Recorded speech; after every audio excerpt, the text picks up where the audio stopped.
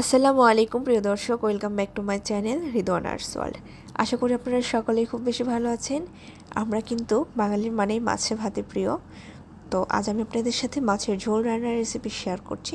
তো চলুন শুরু করি কথা না বাড়িয়ে। এখানে আমি তেলের মধ্যে দিয়ে দিয়েছি পেঁয়াজ কুচি, দিয়ে দেবো কাঁচামরিচ। আজ আমি কাঁচামরিচের সাহায্যে রান্না করব।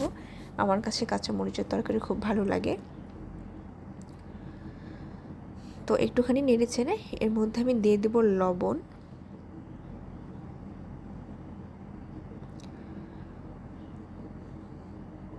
লবণ দেওয়ার পরে একটু পানি দিচ্ছি আমি, কারণ এরপরে আমি হলুদ অ্যাড করব। তাছাড়া এটা আবার পুড়ে যাবে তেলের মধ্যে। দিয়ে দিচ্ছি হলুদ গুঁড়ো, সামান্য পরিমাণ দিব গুঁড়া মরিচ, জাস্ট কালার আসার জন্য, খুব বেশি কিন্তু দিব না। তো দিয়ে দিয়েছি আদা রসুন বাটা। এবার আমি ভালোভাবে মিক্সড করে নিব যতক্ষণ পর্যন্ত মশলাটা না কষানো হচ্ছে। তো কিছুক্ষণ কিন্তু নাড়াচাড়া করে অবশ্যই কষিয়ে নেবেন। যত আপনি তরকারির মশলাটা কষিয়ে নেবেন তত কিন্তু টেস্টটা বেড়ে যায়। তোমার কষানো হয়েছে, এবার আমি আরেকটু পানি দিয়ে আবারও ভালোভাবে কষিয়ে নেব।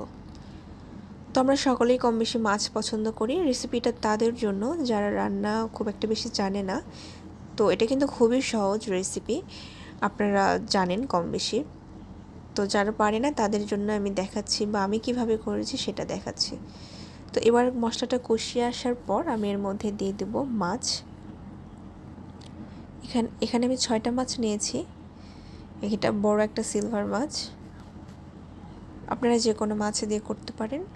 তো আমি কিন্তু এর আগে অনেক রেসিপি শেয়ার করেছি, এইভাবে মাছ কষানো করেছি, আলু ভেঙে দিয়ে করেছি, তারপরে ঝিঙা দিয়ে করেছি। তো আজ একটু সবজি দিয়ে করে দেখাচ্ছি।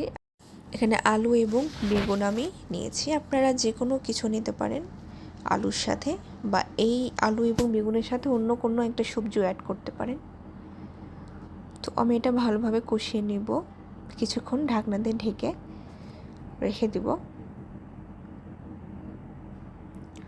তো আমার রেসিপিটা কেমন হয়েছে এবং আপনারা অবশ্যই কিন্তু কমেন্টে জানাবেন।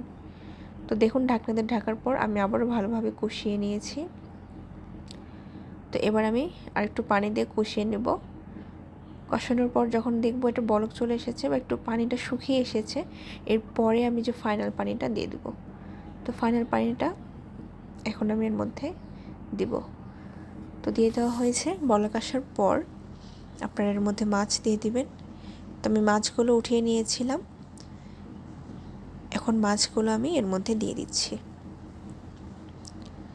এখানে কালারটা কিন্তু খুব একটা বেশি ভালো দেখাচ্ছে না, কারণ আমি জানালা খুলে রেখেছি, আলো এসেছে। তো দেখুন ফাইনাল লুকটা কেমন হয়েছে। এবার আমি দিয়ে দেবো ধনিয়া পাতা কুচি। এটা তরকারির স্বাদকে আরেকটু বাড়িয়ে দেয়, আমার কাছে ভালো লাগে, আপনারা চাইলে স্কিপ করতে পারেন। তো ঝোলটা দেখুন কত সুন্দর হয়েছে। আমি কিন্তু খুব বেশি ঝোল রাখিনি, একদম কমও রাখিনি, যেটা ভাতের সাথে প্রয়োজন আর কি।